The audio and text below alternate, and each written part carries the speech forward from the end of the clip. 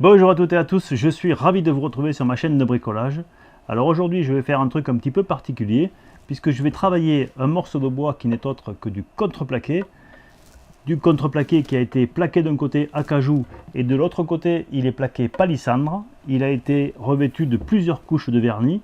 C'est un ancien meuble des années 60 et je vais utiliser ce morceau de bois pour réaliser un meuble pour un joaillier pour qu'il puisse ranger ses diamants. Alors je souhaite que l'assemblage ne se voit pas, c'est pour ça que j'ai choisi de faire un assemblage japonais à coda ronde.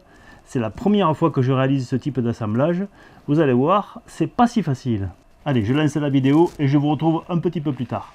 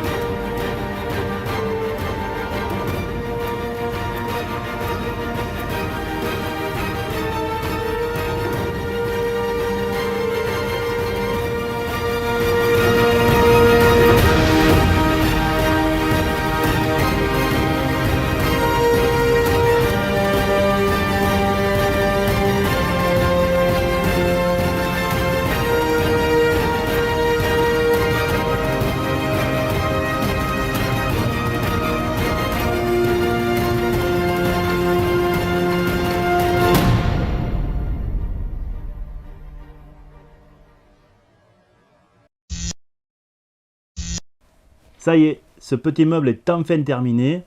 J'avoue que l'assemblage japonais Edo Sashimono, qui veut dire la complexité qui ne se voit pas. Et effectivement, une fois que c'est assemblé, on ne voit pas l'assemblage. On voit juste un trait de coupe A45 et on n'imagine pas qu'à l'intérieur, il y a des heures de travail à la main. Je m'étais entraîné sur un morceau de châtaignier.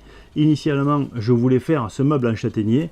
Et puis, j'ai eu l'occasion de récupérer un vieux meuble des années 50 ou 60, je ne sais pas trop, sur lequel il y avait de l'acajou et du palissandre en plaquage, avec plusieurs couches de vernis. J'ai trouvé que l'aspect était intéressant et je me suis dit, pourquoi pas. Alors je suis satisfait du résultat, sauf peut-être pour la partie esthétique sur les arêtes, parce que couper du vernis, eh bien c'est pas facile, et donc il y a quelques éclats qui restent, que j'ai cachés comme j'ai pu, mais ils restent quand même, et c'est pas au niveau de finition d'un joyau, puisque ce meuble va chez un joaillier, je vous le rappelle, ainsi que le porte-outil que j'ai déjà réalisé pour lui. Je vous mets un lien quelque part par là, et c'est pourquoi j'ai choisi de mettre les étagères sur des roulements et non pas sur des glissières, parce que comme ces étagères sont destinées à porter des pierres précieuses, et que ces pierres précieuses, une fois qu'elles seront sur les étagères, sont destinées à être stockées, si jamais il y a un coincement quand on sort l'étagère, on risque de mettre des pierres précieuses dans tout l'atelier de joaillerie. Et ça, c'est pas bon. Donc, j'ai décidé de mettre des roulements en cuivre et en bois pour s'accorder avec le porte-outil.